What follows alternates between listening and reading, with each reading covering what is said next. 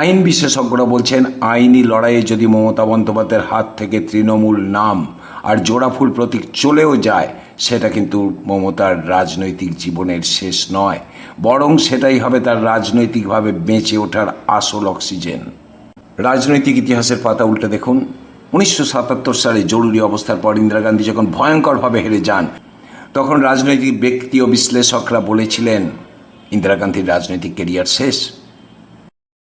কোনো নেতা বা নেত্রী যখন নিজেই ব্র্যান্ডে পরিণত হয়ে যায়, তখন তার কাছে তারই দলের নাম বা প্রতীক কি ফ্যাক্টর হয়। দেখুন, ভারতের রাজনীতিতে জওহরলাল নেহেরু, ইন্দিরা গান্ধী বা মমতা বন্দ্যোপাধ্যায়ের মতো ক্যারিসম্যাটিক নেতাদের ক্ষেত্রে প্রতীক কেবল একটা আইনি মাধ্যম মাত্র। তাই নতুন নাম বা প্রতীকেও মমতার রাজনৈতিক ভবিষ্যৎ বড় কোনো সংকটে পড়বে না, যদি না তার ব্যক্তিগত জনপ্রিয়তায় ধস নামে। এটাই রাজনৈতিক বিশ্লেষকরা মনে করছেন। আমার এই কথা বলার উদ্দেশ্য এটা নয় যে মমতা ব্যানার্জি তার দলের নাম বা প্রতীক হারাতে চলেছেন, একটা বিশ্লেষণ কি হতে পারে। আর মমতা বন্দ্যোপাধ্যায় নিজেই 1998 সালে কংগ্রেস ছেড়ে তৃণমূল কংগ্রেস গঠন করেছিলেন এবং হাত চিহ্ন ছেড়ে ঘাসফুল প্রতীক নিয়ে সফল হয়েছিলেন। একইভাবে ইন্দিরা গান্ধীও গাই বাছুর প্রতীক হারিয়ে হাত চিহ্ন নিয়ে বিপুল ভোটে জিতে ফিরে এসেছিলেন। যারা ভাবছেন মমতা বন্দ্যোপাধ্যায়ের রাজনৈতিক জীবন শেষ, তিনি আর ফিরে আসতে পারবেন না, তিনি আর উঠে আসতে পারবেন না, তাহলে তারা হয় দাবার বোর্ডের উপরের চালগুলো দেখছেন, ভিতরের সমীকরণটা নয়, হয়তো তাদের চোখ এড়িয়ে গেছে মমতার সাজানো রাজনৈতিক ও আইনি খুঁটিগুলো, কিংবা সব জেনেও একটা বিশেষ ন্যারেটিভ ছড়ানোর চেষ্টা করছেন, যাতে তৃণমূলের নিচুতলার কর্মী সমর্থকরা মানসিকভাবে ভেঙে পড়েন। আর আজকের ভিডিওতে আমি এমন একটা রাজনৈতিক সমীকরণ আপনাদের সামনে ফাঁস করব, যা আগামী দিনে বাংলার রাজনীতির পুরো নকশাটাই বদলে দিতে চলেছে। আমি তারক ঘোষ, আর আপনারা দেখছেন ভয়েস 9 বাংলা। প্রথমেই একটা জিনিস বোঝা দরকার, এই যে তৃণমূল কংগ্রেস, এই দলটার জন্ম কিন্তু একটা প্রাতিষ্ঠানিক কাঠামোর উপর ভিত্তি করে হয়নি। একজন ব্যক্তির জনপ্রিয়তার ওপর ভর করেই দলটার জন্ম হয়েছিল। মমতা বন্দ্যোপাধ্যায় তার সুদীর্ঘ রাজনৈতিক লড়াইয়ের মধ্য দিয়েই, আর আচমকা তিনি একটা সাজানো মঞ্চে বসে পড়েননি, আর এটাই মমতা প্রতীক। আর বিগত নির্বাচনগুলোতে মানুষ যখন ইভিএমের বোতাম টিপেছিল, তারা কিন্তু কে দাঁড়িয়েছেন তৃণমূলের হয়ে, তার মুখ, তিনি বিধায়ক হন বা সাংসদ হন, সেটা দেখে ভোট দেননি। তারা ভোট দিয়েছিলেন মমতা বন্দ্যোপাধ্যায়ের মুখটা মনে করি। কেননা একটা কথা তৃণমূলে বলা হতো প্রায়, অনেকেই মজা করে বলতেন, তৃণমূলে একটা পোস্ট, বাকি সব ল্যাম্প পোস্ট। ফলে প্রতীক নাম নিয়ে খুব একটা লাভ হয় না। মমতা কেন্দ্রিক দলে মানুষ ভোট দেন মমতাকে দেখেই। আর মমতাবিহীন তৃণমূল আর সদ্য গড়ে ওঠা একটা অনামী দলের মধ্যে কোনো পার্থক্যই নেই। কথাগুলো আমার নয়, বলছেন তৃণমূলের নিচুতলার কর্মীরা, সমর্থকরা, যারা ভালোবেসে ভোট দেন। কাজেই একটা সমীকরণ রয়েছে। কেন বলছি জানেন? সামনে 21শে জুলাই, আর 21শে জুলাই একটা লড়াই। দেখুন, যদি নৈতিকভাবে বা আইনিভাবে কারো অধিকার থাকে 21শে জুলাইয়ের ওপর, সেটা কংগ্রেস। কেননা মমতা তখন যুব কংগ্রেস নেত্রী হিসাবেই রাইটার্স অভিযানের ডাক দিয়েছিলেন। আর দ্বিতীয়ত, মমতার একটা নৈতিক অধিকার থাকে, কেননা তিনি সেই লড়াইয়ের নেতৃত্ব দিয়েছিলেন এবং সেদিন আঘাতপ্রাপ্ত হয়েছিলেন। একটা দীর্ঘ লড়াই ছিল। সেটা আপনারা ভাববেন, এটা আমার আলোচনার বিষয় নয়। কংগ্রেস, তৃণমূল, তারা এটা নিয়ে চিন্তা করবে যে 21শে জুলাই কোথায় হবে না হবে ইত্যাদি। কিন্তু আমি যে কথাটা বলছি সেটা হচ্ছে সাধারণ মানুষ, কর্মী, সমর্থক যারা মমতাকে দেখে দলটা করেন, তারা কোথায় যাবেন? তাদের লক্ষ্যটা এবার কোন 21শে জুলাই? মমতার, কংগ্রেসের, না অন্য কারো? এটাই কিন্তু মমতার ভবিষ্যৎ। দলের নিচুতলার কর্মীরা কোথায় ভিড় জমান সেটা সময় বলবে। 21শে জুলাই এখনও দেরি রয়েছে। কিন্তু মমতার একটা ভুল ছিল। ভুলটা কি জানেন তো? ভুলটা হলো গান্ধারীর ভূমিকা। গান্ধারী মমতা, একদিকে ব্র্যান্ড মমতা, অন্যদিকে গান্ধারী মমতা। কেন গান্ধারী মমতা বলছি? গান্ধারী নিজে দেখতে পেতেন, কিন্তু তা সত্ত্বেও তিনি চোখে পট্টি বেঁধে রেখেছিলেন, কেননা তার স্বামী জন্মান্ধ ছিলেন। মমতাও কিন্তু চোখে পট্টি বেঁধে রেখেছিলেন বলে অভিযোগ উঠেছে বারবার। পার্টির দুর্নীতি দেখে, পার্টি নেতাদের দুর্নীতি দেখেও তিনি চোখ বন্ধ করেছিলেন, অন্যায়কে প্রশ্রয় দিয়েছিলেন। আর ফলে দলের মধ্যে জন্ম হয়েছিল সুবিধাবাদী দুর্নীতিগ্রস্ত অসংখ্য নেতাদের, আর এরাই প্রশ্রয় পেয়ে গেছেন, লাই পেয়ে গেছেন। নিচুতলার কর্মীরা যখন মার খাচ্ছিল, সাধারণ মানুষ যখন স্থানীয় নেতাদের ঔদ্ধত্যে ফুঁসছিল, শীর্ষ নেতৃত্ব চোখ বন্ধ করে রেখেছিল বলে অভিযোগ।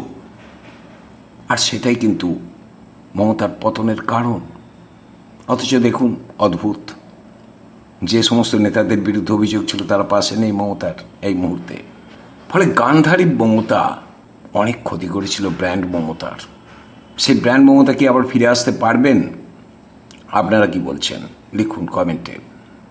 আজ দেখুন, বিদ্রোহী নেতারা আইনি লড়াইয়ে হয়তো মনে করুন দলের অফিস দখল করে নিল, অ্যাকাউন্ট ফ্রিজ করে দিল, এমনকি জোড়াফুল প্রতীকটাও কেড়ে নিতে পারল। কিন্তু নিচুতলার কর্মীদের মন থেকে কি মমতার নামটা মুছে দিতে পারবে? প্রশ্নটা উঠছে রাজনৈতিক মহলে। কেননা রাজনীতিতে একটা প্রবাদ আছে, নেতা চলে গেলে দল দুর্বল হয়, কিন্তু কর্মী চলে গেলে দলটাই শেষ হয়ে যায়। আর মমতা বন্দ্যোপাধ্যায়ের সবচেয়ে বড় ট্রাম্প কার্ড হলো শীর্ষস্তরের সুবিধাবাদী নেতারা তাকে ছেড়ে চলে গেলেও নিচুতলার লক্ষ লক্ষ বুথকর্মী এখনও তাকে নিজেদের দলনেত্রী বলেই মনে করেন। কথাগুলো বলছিলেন স্থানীয় কর্মীরা, বিভিন্ন গ্রাম পঞ্চায়েত বুথ লেভেলের যে সমস্ত কর্মী রয়েছেন, পৌর এলাকায় যে সমস্ত কর্মী রয়েছেন, যারা দলটাকে, মমতাকে দেখে ভোট দিতেন। এবার বলছি, সে আসল সমীকরণ যা দিল্লির লবি থেকে কলকাতার ড্রয়িং রুম সবাই ধামাচাপা দেওয়ার চেষ্টা করছে। আইন বিশেষজ্ঞরা বলছেন, আইনি লড়াইয়ে যদি মমতা বন্দ্যোপাধ্যায়ের হাত থেকে তৃণমূল নাম আর জোড়াফুল প্রতীক চলেও যায়, সেটা কিন্তু মমতার রাজনৈতিক জীবনের শেষ নয়, বরং সেটাই হবে তার রাজনৈতিকভাবে বেঁচে ওঠার আসল অক্সিজেন। বুঝতে পারছেন কেন বলছি? কেননা প্রতীক চলে গেলে মমতা বন্দ্যোপাধ্যায়ের আইনি বাধ্যবাধকতা এবং দলের ভিতরের সমস্ত পুরনো পাপ, দুর্নীতি আর কুখ্যাত নেতাদের দায় থেকে এক ঝটকায় মুক্ত হয়ে যাবেন। যে দুর্নীতির দাগ তার গায়ে লাগানোর চেষ্টা হচ্ছে, প্রতীক হারানোর সঙ্গে সঙ্গে সে পুরনো তৃণমূলের কঙ্কালটা পড়ে থাকবে বিদ্রোহী শিবিরের হাতে। আর মমতা সম্পূর্ণ ফ্রেশ, নতুন একটা নাম নিয়ে মানুষের দরবারে গিয়ে দাঁড়াবেন। দলটা থাকুক বা না থাকুক, প্রতীক থাকুক বা না থাকুক, মমতা তাতে কিচ্ছু যাবে আসবে না। কেননা মমতা নামটাই সমর্থকদের কাছে আসল প্রতীক, আর এই নতুন চালটাই বাকিদের রাতের ঘুম উড়িয়ে দিতে পারে। দেখুন, বাঙালি জাতি চিরকাল একটু আবেগপ্রবণ, আর ভারতীয় রাজনীতিতে সিম্প্যাথি ওয়েভ বা সহানুভূতির হাওয়া বড় বড় প্রতিষ্ঠিত সরকারকে উপড়ে ফেলেছে। মমতা বন্দ্যোপাধ্যায় এখন নিজেকে একজন একাকী যোদ্ধা এবং ষড়যন্ত্রের শিকার হিসাবে মানুষের সামনে তুলে ধরছেন। উত্তর কলকাতার কর্মী সভায় তার সে আবেগী ফোন কল, যেখানে তিনি বলছিলেন, মা অসুস্থ হলে সন্তানরা যেমন দেখে, দলের এই বিপদে কর্মীরা তেমনই পাশে দাঁড়াক। এটাকে কি ভাবছেন আপনারা? হাসছেন। শেষ মুহূর্তে মমতার প্রলাপ? না, এটা মমতার একটা চরম মাস্টার স্ট্রোক।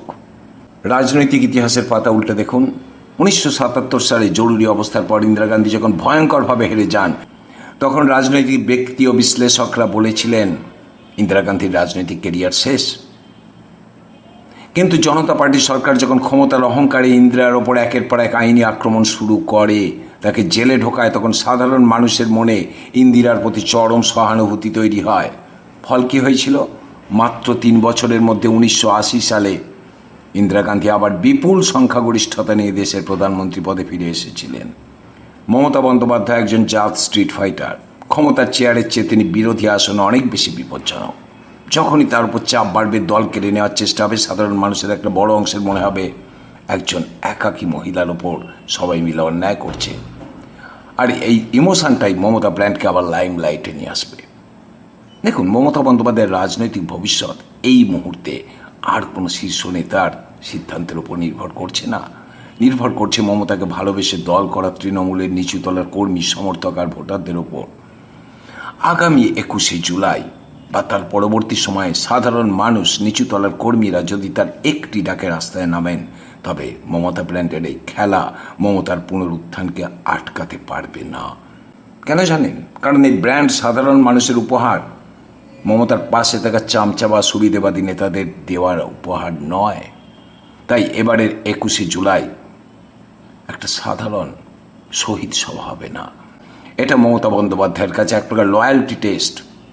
কলকাতায় আসার সমস্ত রাস্তা বন্ধ করার চেষ্টা হতে পারে, আইনি বাধা আসতে পারে, কিন্তু লাখ লাখ মানুষ যদি মমতার টানে সেদিন ধর্মতলায় পা রাখেন, তবে অনেক কিছুই ফিকে হয়ে যেতে পারে।